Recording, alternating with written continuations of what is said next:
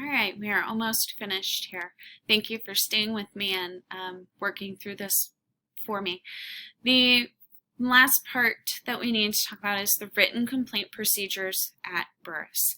So while we in the Title I department and at Burris, everyone strives to meet the needs of all of our families and students served through Title I.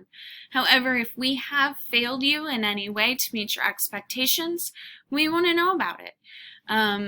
When the concerns are shared with us in writing, there is a procedure we will follow and make some resolutions to the concern. The complaint policy is also on the Burris webpage, and it states that who may submit the complaint: any public or private school parent, teacher, and administrator, as well as any other concerned individual or organization.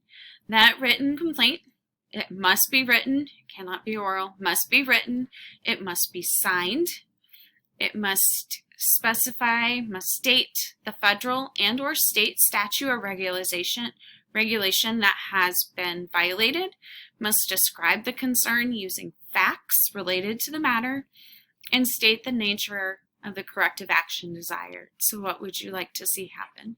That complaint, written complaint, would be then sent to Burris, to the school, and then upon receipt of that complaint, it will be assigned to someone to investigate, and once that has been completed, a report will be made describing the complaint, summarizing the investigation, and recommending a resolution that will be prepared and issued to all parties.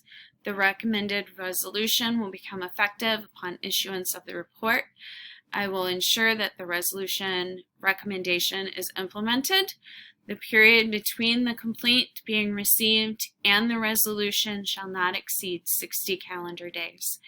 And then either party may appeal the final resolution to the Indiana Department of Education.